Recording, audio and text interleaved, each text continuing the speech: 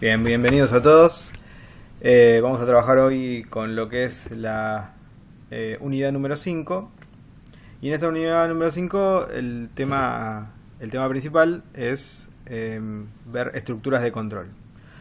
Cuando nosotros escribimos programas, o al menos en lo que estuvimos haciendo hasta el momento, siempre estuvimos viendo que los programas se escriben de manera secuencial y que todas las instrucciones que nosotros escribimos van a ser ejecutadas por el programa, o al menos es lo que hasta el momento aprendimos. Pero lo cierto es que eso casi nunca pasa. En general, lo que ocurre en el código o en las instrucciones de un programa es que algunas se ejecutan y otras no. Incluso algunas se ejecutan más de una vez. Entonces vamos a ver qué herramientas tenemos dentro de lo que son los lenguajes de programación para realizar ese tipo de tareas. La de poder elegir qué instrucciones ejecutar y la de poder ejecutar un conjunto de instrucciones más de una vez, de una manera sencilla. Entonces, lo primero que tenemos aquí interesante para observar es la estructura condicional. Ustedes ya estuvieron trabajando con esto, muchos de ustedes ya entregaron todas las actividades, así que todo esto lo han visto. Igualmente voy a hacer un repaso bastante breve, pero quiero hacerlo por las dudas que haya alguien que todavía no lo haya comprendido o que quiera ver algún ejemplo. Así que vamos con eso. Perdón, no me adelanté. Condicional simple. Lo primero que observamos es que en alguna situación puede ser que sea necesario evitar que un conjunto de instrucciones ocurran o se ejecuten. Y entonces lo que decimos es que ese conjunto de instrucciones se va a ejecutar de forma condicional. Si una cierta condición es cierta, entonces el conjunto de instrucciones ocurre. Si esa instrucción no lo es, bueno, entonces esas instrucciones no van a ser ejecutadas. Acá tenemos un pequeño ejemplo y en este caso la estructura condicional es la estructura si. En la mayoría de los lenguajes de programación van a encontrar la estructura if. If significa sí en inglés. Entonces eso es lo que van a ver en general.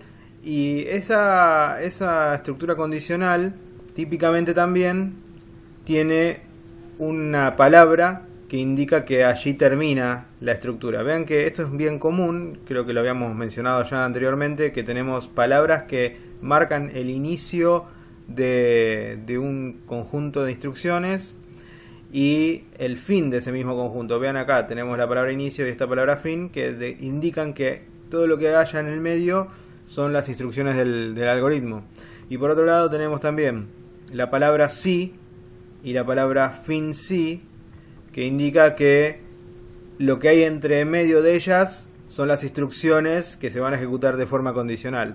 Eso es muy común en los lenguajes de programación, encontrarnos con este tipo de pares de palabras que indican dónde comienza y dónde termina un bloque de instrucciones. Bueno, volviendo a lo que es la instrucción si, esa instrucción contiene una condición. Esa condición es una expresión. Esta expresión es una expresión simple, la que estamos ahora mostrando, pero las expresiones podrían ser mucho más complejas. Por ejemplo, ustedes en este caso, si la temperatura es menor de 20 grados, lo que quieren decir es que hace frío llevar el abrigo. Pero quizás si la temperatura es menor de 0 grados, que también podría ser, entonces acá habría que quizás decirle no, llevar una campera especial o algún tipo de mensaje diferente. Entonces las condiciones pueden ser las condiciones pueden ser simples como lo que se observa acá, pero también pueden ser más complejas, incluir cosas que hemos visto en la unidad número 3, por ejemplo el uso de la i o del o para armar o para armar nuevas condiciones basadas en otras condiciones, ¿no? Para concatenar condiciones.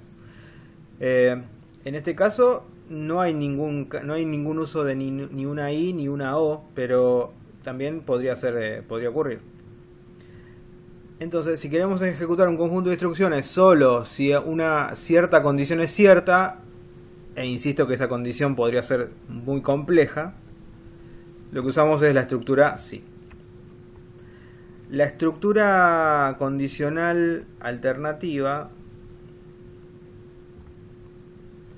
lo que me permite es, al igual que la estructura si, me permite indicar qué instrucciones ejecutar cuando la condición no es cierta.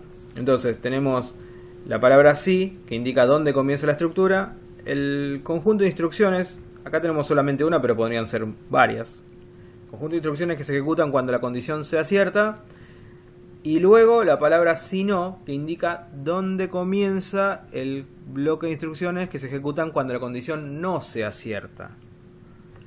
Entonces, si tenemos esta condición, edad mayor o igual que 18, esto podría ser cierto o no. Dependiendo de cuánto vale edad, esta expresión puede ser cierta o no lo es.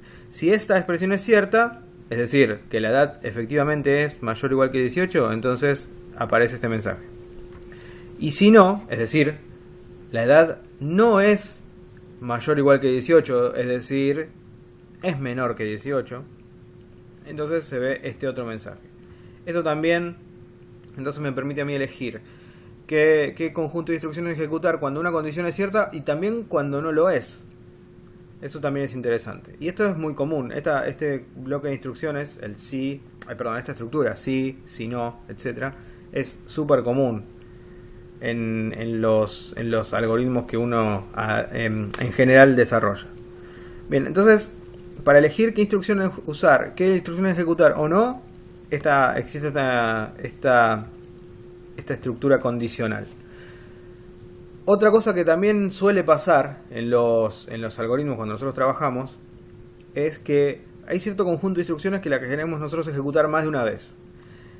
Y ejecutarlas más de una vez podría lograrse si nosotros repetimos el bloque de instrucciones. Por ejemplo, si nosotros tenemos una situación como esta y queremos mostrar un mensaje,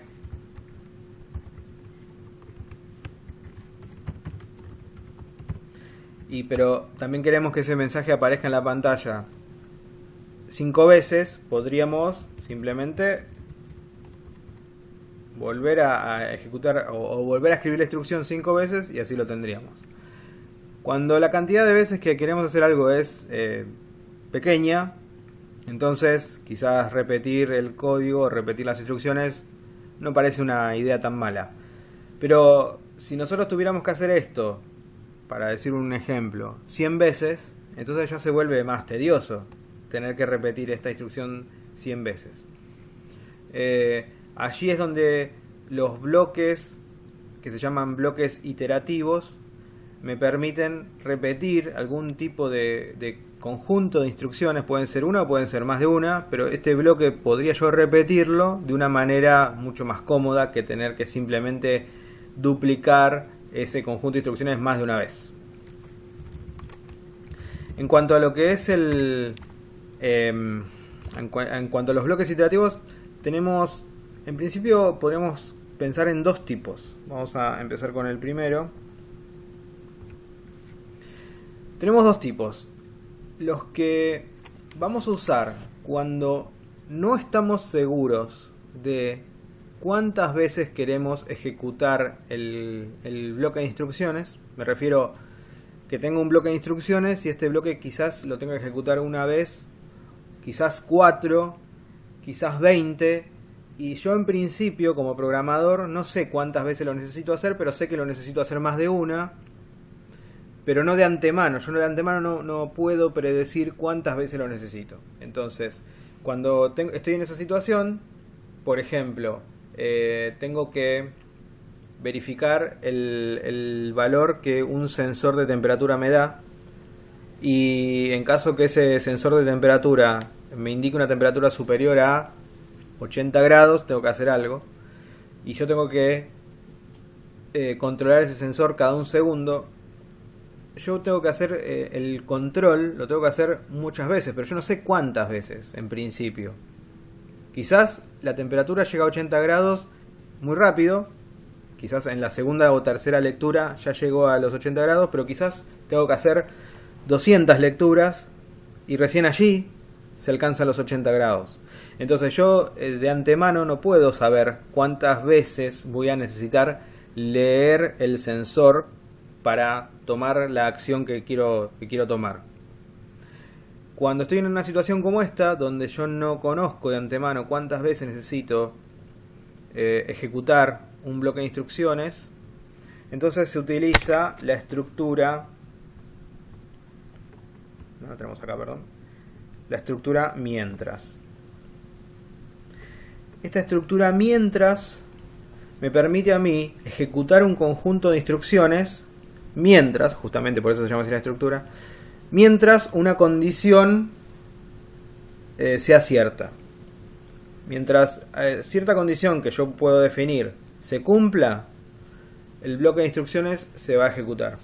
En este ejemplo, en el ejemplo que tenemos acá, lo que se hace es mostrar un mensaje en la pantalla que dice ingrese un número mayor a 0 y después utilizar la instrucción ingresar para conseguir que alguien mediante el teclado ingrese el dato. Ese dato queda guardado dentro de la variable num. Y después lo que yo quiero hacer es estar seguro que el valor que se ingresó es mayor a 0 efectivamente. Entonces, mientras la variable num contenga un número menor o igual que 0, yo lo que voy a hacer es decirle al usuario, mira, te equivocaste, por favor ingresalo de nuevo. ¿Cuántas veces el usuario podría equivocarse? La verdad no sé, podría ser que nunca se equivoque, pero también podría ser que se equivoque constantemente. Entonces, de antemano no puedo predecir cuántas veces yo necesito al usuario informarle que se ha equivocado y que tiene que volver a ingresar el dato.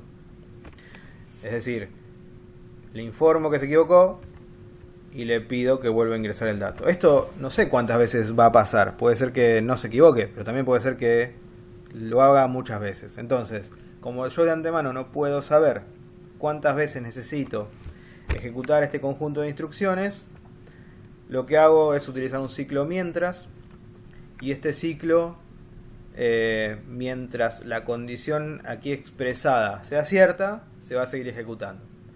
Si nosotros tuviéramos que hacer un seguimiento, es muy, o al menos a mí me da resultado, es muy práctico intentar, cuando uno está viendo un programa, intentar ponerse en el lugar de la computadora y tratar de, mentalmente si quieren, ir intentando ejecutar las instrucciones que van apareciendo, que están escritas. Si yo tuviera que hacer ese tipo de seguimiento, bueno, lo primero que pasaría es que se muestre este mensaje por pantalla. A continuación queda el teclado esperando y queda esperando hasta que alguien ingrese un número y presione la tecla Enter. Y después empieza el ciclo mientras. La condición aquí dice que el número sea menor o igual que 0. Supongamos que la persona que ingresó un -3. Por decir un ejemplo cualquiera, ingresó el valor -3. La condición se vuelve cierta porque el -3 es menor que el 0. Entonces esta condición se vuelve cierta. Y como se vuelve cierta, se ejecuta las instrucciones que hay dentro del bloque. Entonces se muestra este cartel, se muestra este mensaje y después se espera que a la persona ingrese otro número. Una vez que esa persona ingresó otro número, se llega al fin mientras. Pero este fin mientras, para la computadora lo único que indica es que tiene que volver a comenzar, tiene que volver aquí, a esta instrucción. Y en esta instrucción se vuelve a comprobar la condición. Vamos a suponer que en este segundo intento la persona puso un 0. Entonces se evalúa la condición nuevamente y acá dice sería un 0 es menor o igual que 0. Bueno, sí, es cierto. El 0 en particular es igual al 0, así que la condición es cierta. Se cumple la condición. Y como se cumple la condición, nuevamente se muestra este cartel, nuevamente se espera que la persona ingrese otro nuevo dato.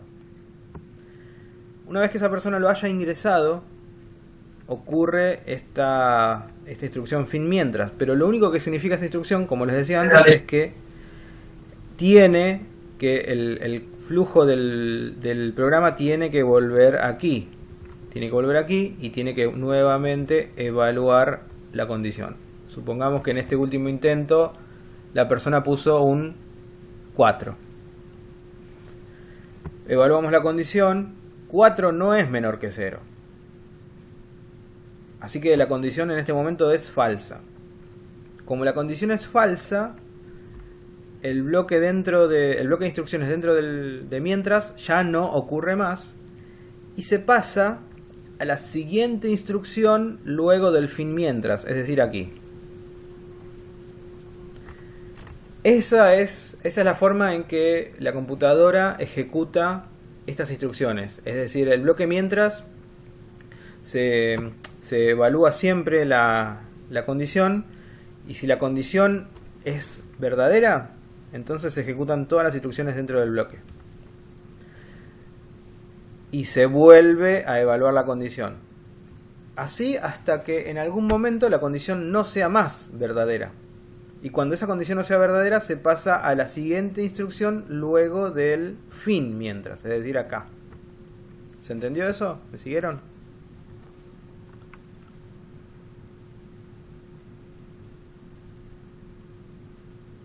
Ok, bueno, espero que sí. Sí, sí. Bueno, genial. ¿Alguien podría mencionar algún problema que podría haber con este tipo de estructuras iterativas? ¿A alguien se le ocurre algo malo que puedan llegar a tener? Porque en principio son muy cómodas porque yo no voy a necesitar escribir un bloque de instrucciones más de una vez. Simplemente lo escribo una vez, utilizo la estructura mientras y ya con eso me aseguro que ese conjunto de instrucciones se va a repetir. Pero podría haber algo negativo en todo esto. Bien, Silvia ahí menciona que, bueno, no sé si es redundancia la palabra, pero sí tiene que ver con algo infinito, es decir, que el ciclo no termine nunca. Porque, ¿qué tal si la expresión que nosotros tenemos aquí es siempre verdadera? Nosotros podríamos escribir una expresión, y esa expresión, típicamente por un error nuestro, esa expresión sería verdadera siempre. Por ejemplo, imaginen la siguiente expresión. En vez de tener esto así, yo lo voy a copiar ahora y lo vamos a ver modificado aquí. Imaginen que en vez de tener esto así, yo tuviera, por ejemplo,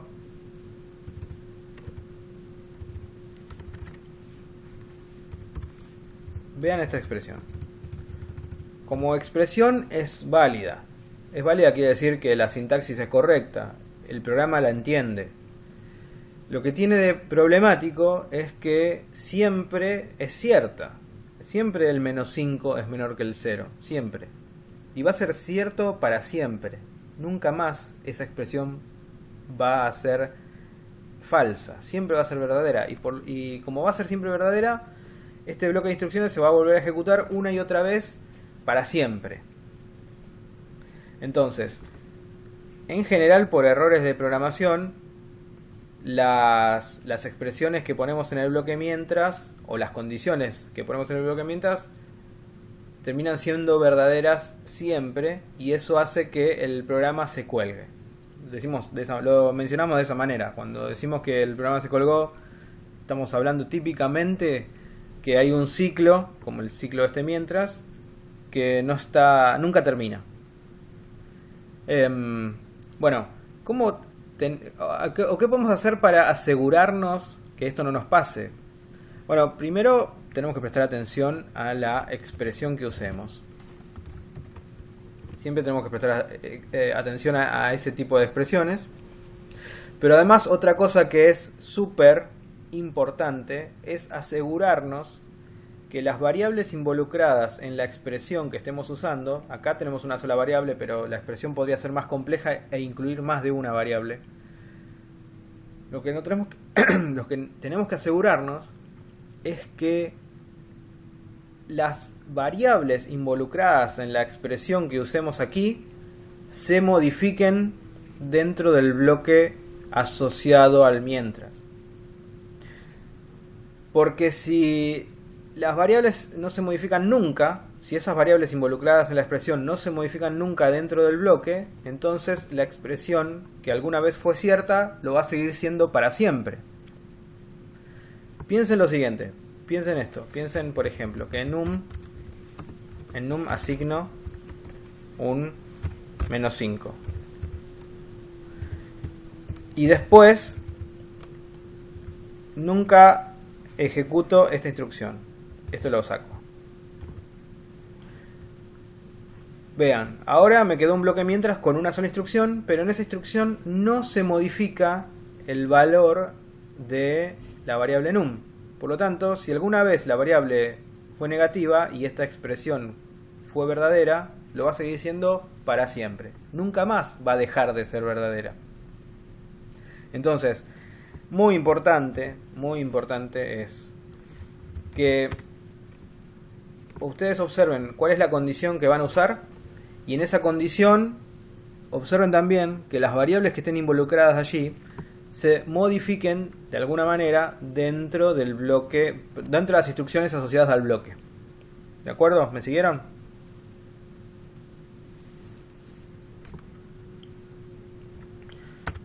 Bien.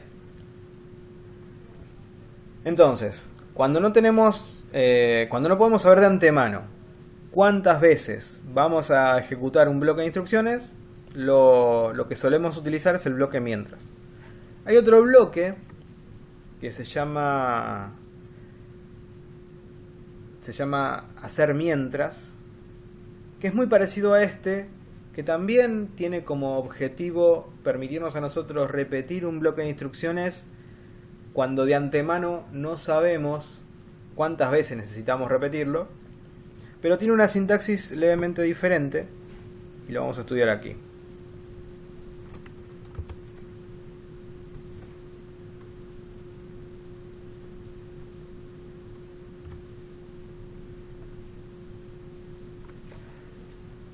Este ciclo, bueno, acá lo llamamos repetir, perdón, yo le dije hacer mientras, pero es la misma estructura. El ciclo repetir, el ciclo comienza con la palabra repetir, después viene un bloque de instrucciones y luego una instrucción que me indica si yo debo o no debo seguir dentro del ciclo y ejecutar nuevamente sus instrucciones. Entonces, vean esto. El bloque repetir consta de dos instrucciones por ahora, ¿no? En este ejemplo, dos instrucciones.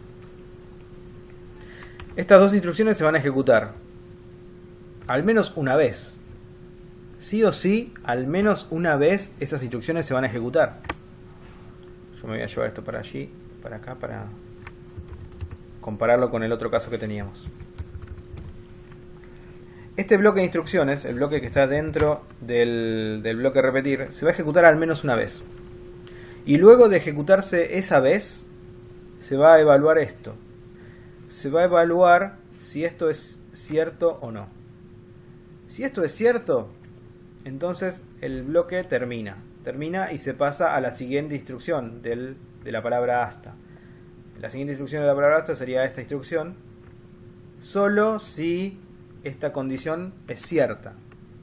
Pero si la condición no lo es decir, no es cierta, lo que pasa es que se vuelve a arrancar aquí en el bloque repetir y nuevamente se vuelven a ejecutar las instrucciones. Entonces, al final,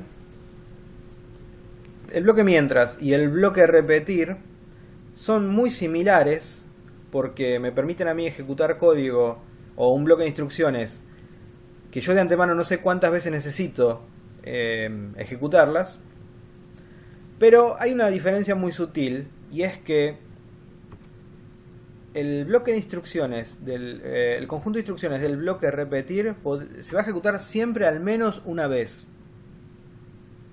Mínimo. Una vez este bloque se va a ejecutar. Porque luego de ejecutarse se va a evaluar si esta expresión es cierta, y en caso de ser cierta se deja de ejecutar. Pero sí al menos una vez el conjunto de estas instrucciones se va a ejecutar. En el bloque mientras eso no es cierto necesariamente, porque si se da el caso, por ejemplo, que aquí en este variable se ingresa un número positivo, entonces esta expresión va a ser falsa. Desde el inicio va a ser falsa, y por lo tanto ninguna instrucción del bloque mientras se va a ejecutar y se va a pasar directamente aquí. Es decir que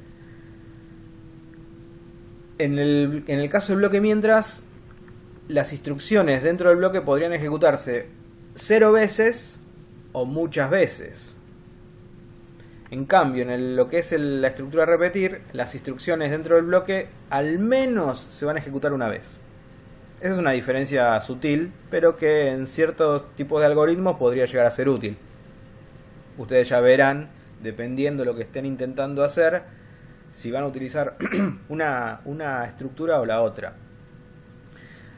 De todas formas, ambas estructuras lo que tienen como objetivo es permitirme a mí repetir un bloque de instrucciones que yo de antemano no sé cuántas veces tengo que repetir. ¿Hasta acá está claro? Sí.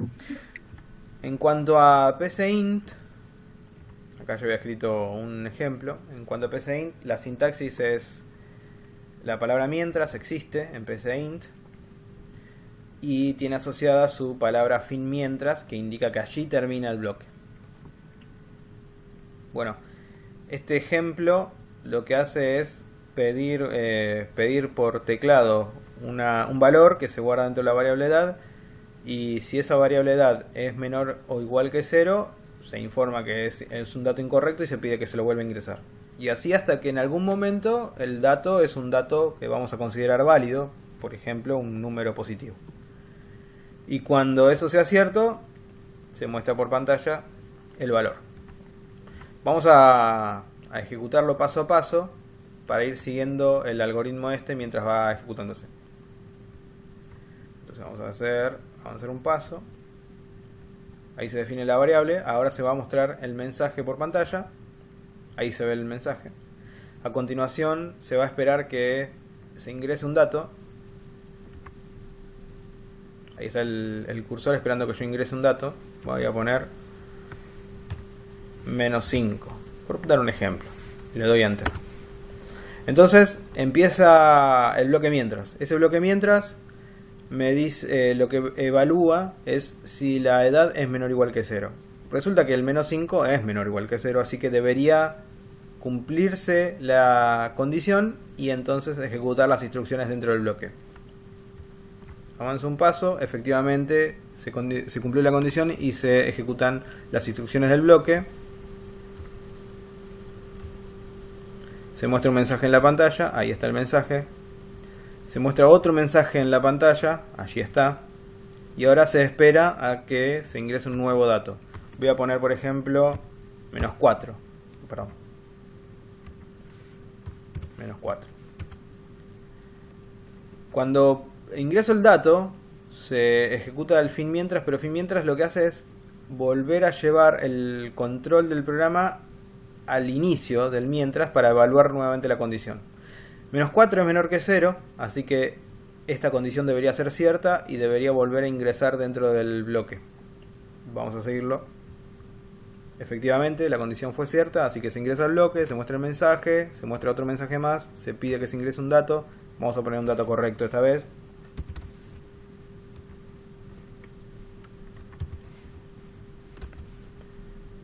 Bien, ponemos un número positivo.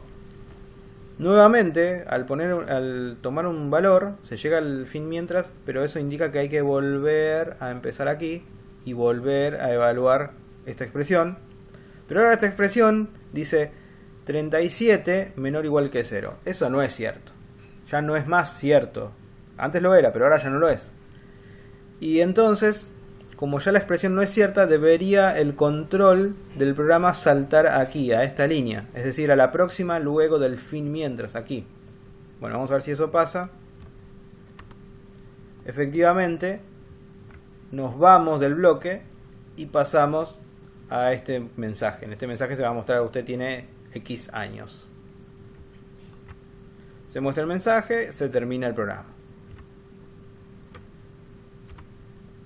Parecido sería el caso con repetir, pero aquí en repetir, dado que las instrucciones se van a ejecutar al menos una vez, podemos darle otra estructura al algoritmo. Este algoritmo hace lo mismo que el anterior, pero una estructura distinta, con repetir.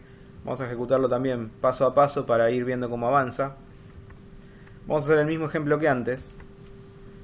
Ahí comienza el bloque repetir y se ejecuta por primera vez el bloque de instrucciones. Como les decía antes, el bloque de instrucciones se va a ejecutar al menos una vez. En este caso, esta es la primera. Se muestra el mensaje, se pide por pantalla, por teclado se pide un dato. Vamos a poner el mismo ejemplo que antes, menos 5, después menos 4. Y entonces aquí lo que hacemos es, con un condicional, ver si la edad no es algo como lo que nosotros necesitamos, le mostramos un mensaje. Como la expresión esta es verdadera, estamos hablando del condicional simple, se muestra este mensaje porque es el contenido o son las instrucciones que hay dentro de la estructura condicional. Y ahora evaluamos lo siguiente. En caso que la edad sea mayor a 0, ya no hace falta volver a repetir el bloque de instrucciones. Ya podríamos pasar a lo siguiente, que es decir, a esta línea 14. Pero resulta que la edad no es menor que 0. Yo ingresé un menos 5, así que debería volver a pedírmelo. Fíjense que nuevamente estamos acá. Entonces, ingresamos un nuevo valor, menos 4, y vamos a seguir la ejecución. Nuevamente el condicional simple se cumple y por lo tanto se muestra el mensaje. Ahí se muestra, muy bien. Y acá se evalúa si debemos repetir el bloque de instrucciones o ya deberíamos parar. Como el número que nosotros hemos ingresado no cumple con esta expresión, vuelve a repetirse el bloque. Vamos otra vez. Allí está. Entonces se vuelve a ejecutar. Ahora vamos a poner una edad correcta o válida para este algoritmo. El condicional ya no se cumple más. Puse menos 37, disculpen. Me confundí. Tendría que haber puesto 37, pero puse menos 37, disculpen. Vamos a una nueva ejecución. Ahí estamos. Ahora sí, el condicional ya no se cumple, no se muestra el mensaje, se evalúa la condición y se detecta que es cierta, por lo tanto se termina la ejecución del bloque y se pasaría a la línea 14. Ahí está, línea 14, se muestra el mensaje, se acabó el programa.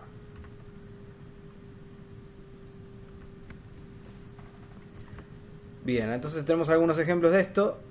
Y así como antes les decía, que cuando nosotros tenemos nosotros tenemos que repetir una estructura o un conjunto de instrucciones, pero no sabemos cuántas veces, usamos estas estructuras que les mostraba recién. Cuando sí sabemos cuántas veces queremos ejecutar un conjunto de instrucciones, hay una estructura que es útil y que se llama para. Estructura para. Bien, esa estructura para lo que hace es permitirme a mí indicar con una variable que va a tomar un valor inicial cuántas veces voy a ejecutar un bloque de instrucciones teniendo en cuenta el valor inicial de una variable que yo voy a definir cuál es y con qué valor inicial va a arrancar, y hasta dónde esa variable tiene que cambiar de valor. Por lo tanto, me va a indicar cuántas veces yo voy a necesitar ejecutar el bloque. En este caso, el bloque dice, voy a usar la variable n, que inicialmente va a contener un 1, y hasta que esa variable valga 10, ejecutar esta instrucción. Acá tenemos una sola instrucción, pero podrían ser varias. Pero, ¿qué significa? Que la variable n comienza con un 1 y va a continuar en general sumando de a 1 hasta llegar al 10. Es decir que n va a iniciar con un 1, se va a mostrar la variable n, es decir, se va a mostrar un 1. Luego n va a valer 2 y se va a ejecutar esto y por lo tanto se va a mostrar un 2.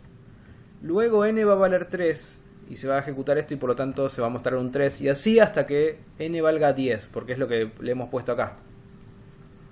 Y cuando n valga 10, se va a mostrar esto, es decir, se va a mostrar un 10, pero allí va a terminar el ciclo, porque le hemos dicho que hasta 10 llegamos nada más. Cuando n valga 11, ya este ciclo no sigue, se corta. Vamos a ver un ejemplo en PCInt de esto. Bueno, acá tenemos el mismo caso, pero escrito en PCInt. La idea con esto es presentar por pantalla los números del 1 hasta el 10. Entonces vamos a ejecutarlo una vez para que lo vean cómo luce en definitiva el... Ah, perdón, le puse el paso a paso.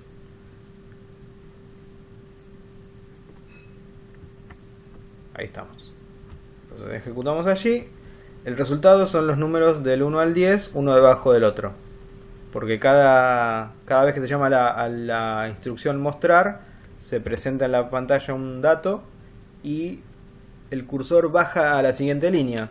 Entonces este ciclo me permite a mí mostrar los números, pero no es eso. En definitiva, lo que me permite es tomar una variable, que yo la llamé n, pero la pueden llamar como a ustedes les guste. Decir que va a arrancar con el valor 1 y decir también que va a crecer hasta el número 10. Solamente hasta el número 10. No más que eso. Algo que es opcional en PCInt es también indicar de a cuántos números o con qué incremento tiene que ir creciendo la variable. Uno podría decir, como dice acá, que la variable n vaya desde el 1 hasta el 10, en este caso con un paso de 1, es decir, incrementando de a 1 la variable, pero también podría decir, por ejemplo, que incremente de a 2. Así. Entonces, si le digo que yo quiero que en cada ejecución del ciclo, en cada vuelta del ciclo, la variable se incremente de a 2, la variable n que arranca en 1, en la siguiente ejecución del ciclo va a valer 1 más 2, es decir, 3. En la siguiente ejecución va a valer 3 más 2, es decir, 5. Y así hasta llegar al 10 o hasta que se pase del 10 y ahí termina. Vean la ejecución en este caso.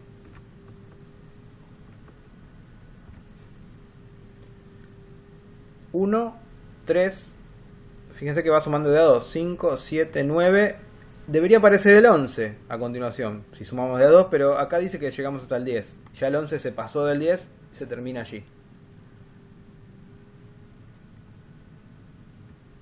Por ejemplo, si ustedes quisieran obtener los números pares entre el 1 y el 10, usando esto, ¿se les ocurre cómo podríamos hacerlo?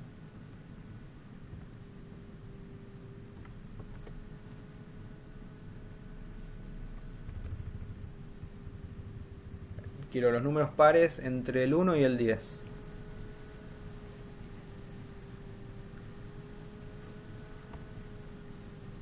Podríamos arrancar en 2, ya que entre el 1 y el 10 el primer número par es el 2. Así que yo podría arrancar con el número 2 en vez de arrancar con el 1.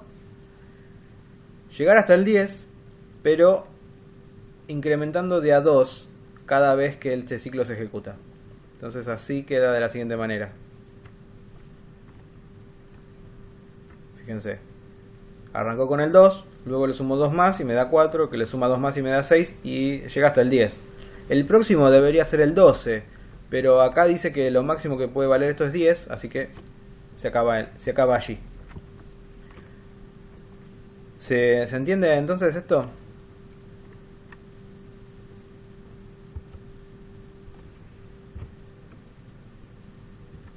Bien. Esto es lo más relevante que tiene esta unidad. Para mí lo más interesante son los ciclos estos que me permiten a mí ejecutar el bloque de instrucciones más de una vez, porque son realmente útiles. Me refiero a que es muy difícil escribir algoritmos sin contar con este tipo de herramientas. Si bien los algoritmos que nosotros veníamos haciendo hasta el momento nos permitían escribirlos sin necesidad de conocer esto, es porque eran realmente sencillos. Cuando empezamos a hacer algoritmos un poco más complejos, caemos en la cuenta que necesitamos de alguna forma poder repetir instrucciones. Y bueno, aquí tenemos varias herramientas que nos permiten hacer eso. Yo mandé hace algunos minutos 2 ejercicios adicionales a las actividades obligatorias que ya también había enviado sobre la unidad 5. Muchos de ustedes ya entregaron la primera parte y muchos de ustedes también entregaron la segunda parte, pero ahora voy a sumar 2 ejercicios. Estos 2 ejercicios son ejercicios que quiero que hagan en PCInt. Es decir, que van a tener que escribir código. Y ese código que van a escribir va a necesitar que ustedes escriban algún tipo de ciclo para repetir instrucciones. Puede ser que necesiten el ciclo para, o puede ser que necesiten el ciclo mientras o repetir. Depende de si ustedes saben cuántas veces tienen que ejecutar las instrucciones o no. Si ustedes saben cuántas veces necesitan ejecutar un bloque de instrucciones, posiblemente lo más adecuado sea el bloque para. Y en caso que no lo sepan, bueno, como les contaba, el bloque mientras o el repetir, lo que consideren en cada caso. Vamos a ver un poco esos ejercicios, porque quiero que tratemos de reflexionar un poco sobre ellos.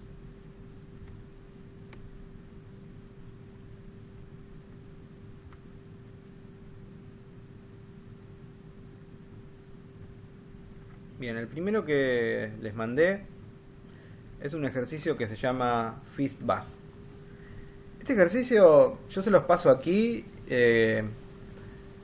pero es un ejercicio que se usa mucho en las entrevistas de trabajo para programadores.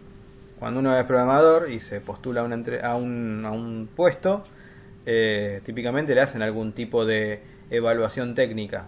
No solamente miran qué es lo que uno sabe hacer en base a sus certificados y títulos, sino que también le hacen escribir algo de código, porque se supone que si uno es programador sabe escribir código. Entonces le proponen típicamente ejercicios sencillos, que sean fáciles de explicar, porque lo que se intenta observar es si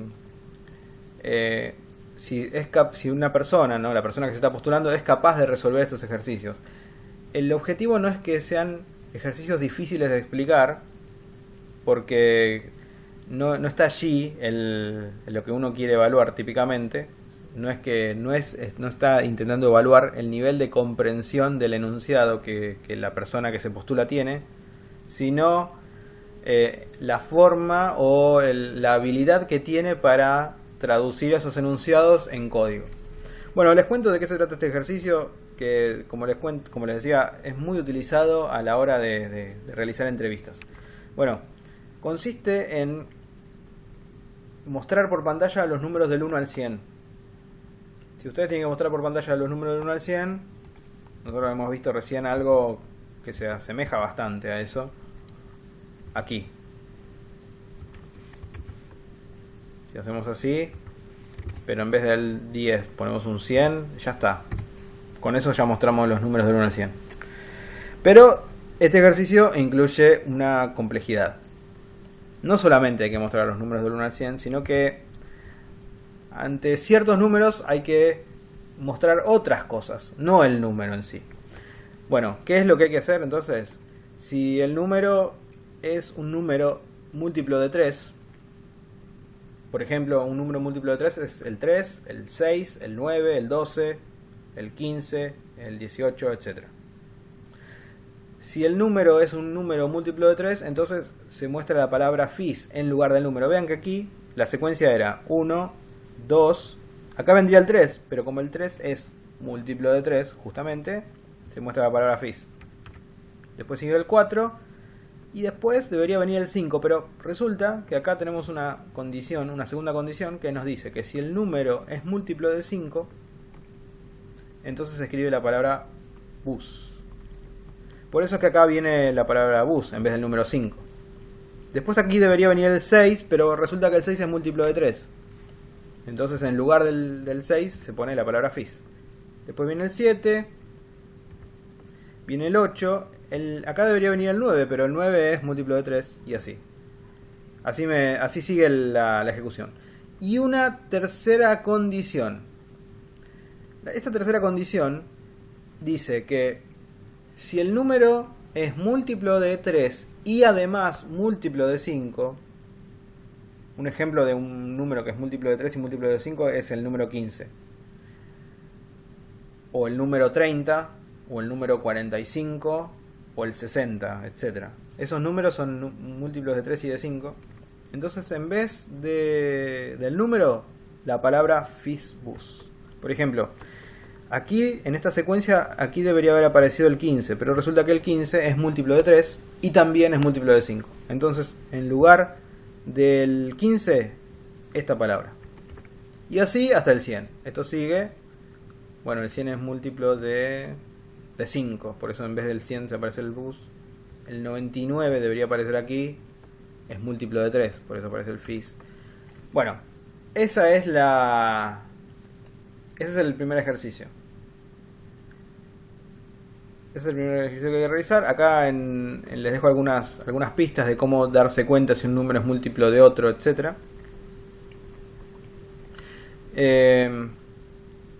Y bueno, la idea es que lo resuelvan y puedan enviar el código por correo como lo vienen haciendo en general. Ese es uno de los ejercicios. Y después hay otro más,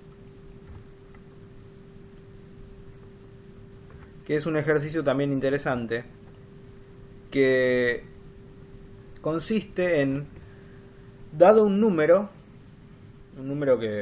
positivo, indicar qué billetes habría que dar para, vamos a suponer que ese número es el vuelto que hay que darle a una persona, no sé, por ejemplo, tengo que darle de vuelto a una persona 550 pesos, bueno, ¿cómo puedo darle 550 pesos considerando que tengo estos billetes de 200, billetes de 100, billetes de 50, de 20, de 10, de 5, de 2 y de 1? Esos son mis billetes. Quizás ya en esta época podríamos agregarle un billete de 500 y uno de 1000. Pero bueno, por ahora vamos a manejarnos con estos números, con estos billetes. 200, 100, 50, 20, 10, 5, 2 y 1. Esos son todos los billetes que tengo. Entonces, aquí hay un ejemplo. Yo tengo que dar un vuelto de 462 pesos.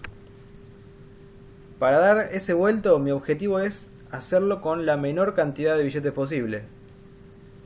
Entonces le voy a dar dos billetes de 200, ahí ya sumo 400. Le doy un billete de 50 y ya sumo 450. Le doy un billete de 10 y ya sumo 460. Le doy un billete de 2 y sumé los 462 que tenía que dar de vuelto. Ese es el objetivo.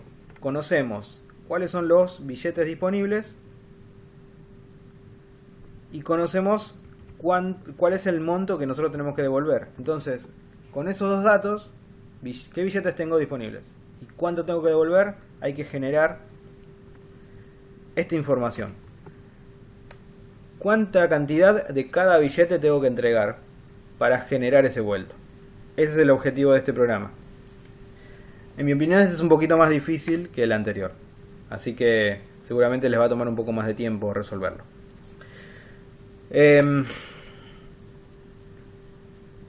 Por el día de hoy y por mi lado no tengo más nada para contarles. ¿Tienen ustedes alguna pregunta?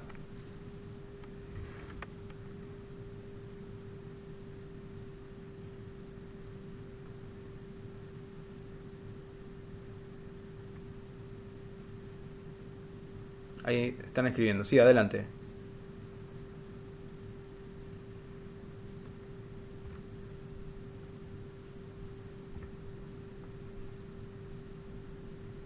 Bueno, muy buena pregunta. Lo que yo espero que ustedes hagan es que escriban este código en PCInt. Que utilicen PCInt, que escriban el código necesario para resolver estos algoritmos y me envíen ese código.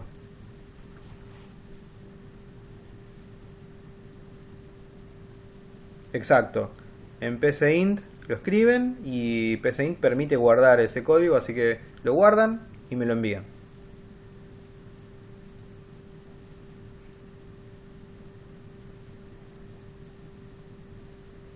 Por nada.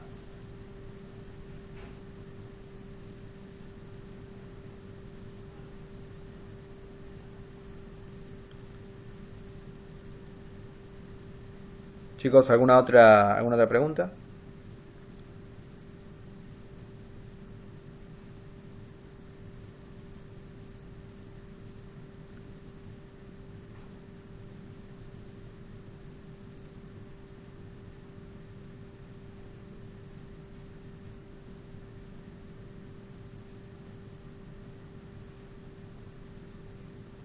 Adelante.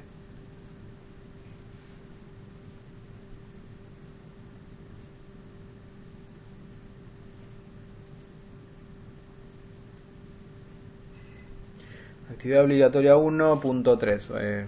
Escribí nomás que yo voy a revisar de qué se trataba, porque no me la recuerdo.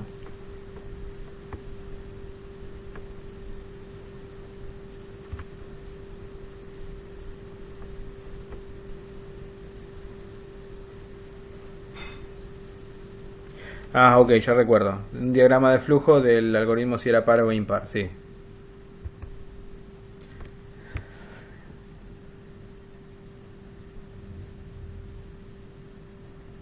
Ajá. Bueno, en el diagrama de flujo, lo que vos podés hacer es poner una instrucción que sea del tipo mostrar. Y entonces, de esa manera, lo que terminás haciendo es mostrar por... Vamos a suponer que si el algoritmo ese se ejecutara en una computadora, sería mostrar por la pantalla. Pero al final sería eso simplemente. Es informarlo de alguna manera, es simplemente poner un mensaje. Con que aparezca el mensaje, el número es par o el número es impar, eso ya sería suficiente.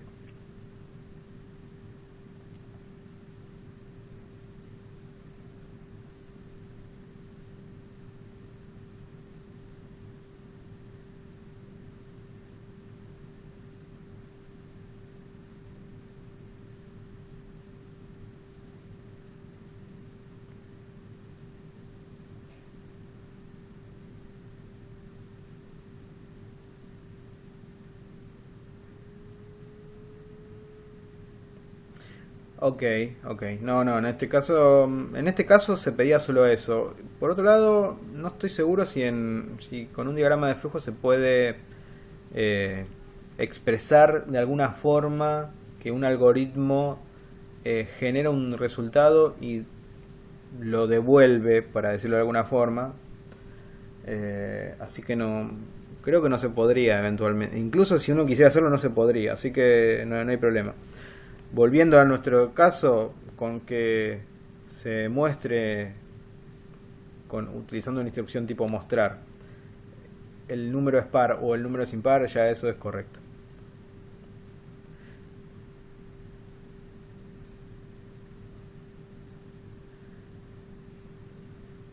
Bien, ¿alguna otra consulta? ¿Alguna otra duda?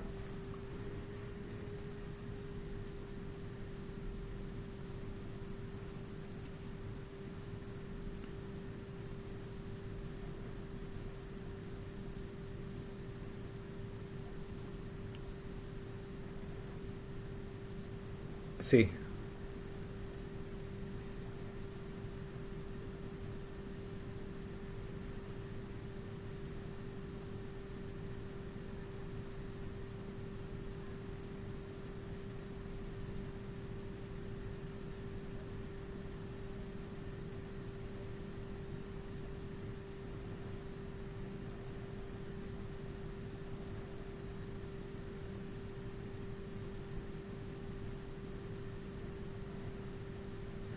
Mira, cualquiera de las dos formas serviría, porque PCInt cuando graba el código, lo graba en un archivo que le pone una extensión que no recuerdo exactamente cuál era, pero si vos tomás ese archivo y lo intentás abrir con un bloc de notas, vas a encontrar exactamente el código, no es que vas a encontrar nada especial. Ahí está el código, el mismo código que vos escribiste en la ventana de PCInt. Así que sería equivalente, que lo hagas de cualquiera de las dos maneras.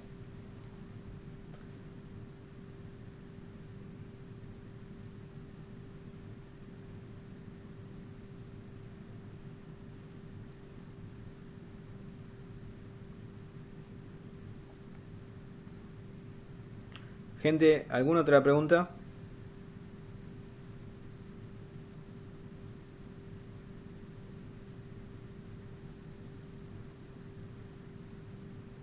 Bien.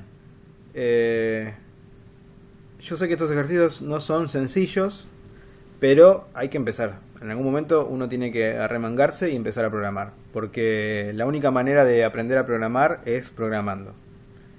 Ustedes pueden leer muchísimo sobre programación, ver un montón de tutoriales y videos, etcétera, escucharme a mí durante años, pero si no se ponen a programar no van a aprender a programar. Entonces tienen que empezar a hacerlo.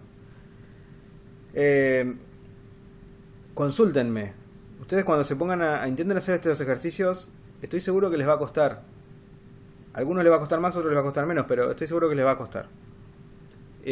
Así que cuando se traben, me mandan un mensaje y los ayudo. Pero inténtenlo, porque si no lo intentan no van a aprender a programar. Es como alguna vez leí, decía Benjamin Franklin que para aprender a nadar había que meterse en la pileta. Es la única manera. Ustedes podrían leer durante años sobre natación, pero hasta que no entren en la pileta no van a aprender. Entonces aquí también es lo mismo, necesitamos que programen. Hoy no saben programar, no importa, ya tienen nociones. Ahora hay que empezar.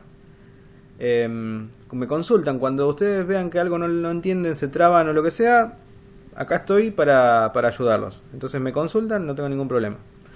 Respecto también del presentismo, nosotros además de las actividades obligatorias que les enviamos y que ustedes van entregando, también controlamos el acceso al aula virtual. Así que no se olviden de todas las semanas ingresar, porque eso es algo que también se observa. Si durante una semana, durante 2 semanas no ingresan en el aula virtual, ingresar significa entrar a cualquier parte del aula virtual, cualquier parte. Poner su usuario y contraseña, ingresar y ya con eso lo han hecho. No es que tienen que hacer nada especial. Bueno, si durante 15 días no ingresan al aula virtual, entonces les dan de baja el acceso. Así que siempre recuerden todas las semanas ingresar. Bueno, no sé si tienen alguna otra pregunta. Si no tienen más nada, terminamos por el día de hoy.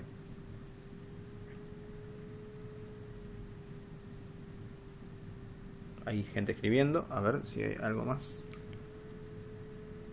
Ah, bueno, muy bien.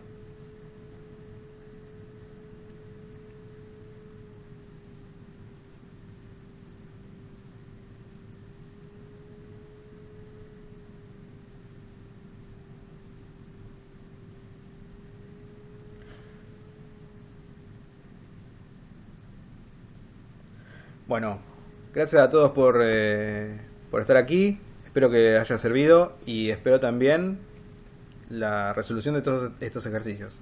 Gracias y nos vemos el próximo jueves.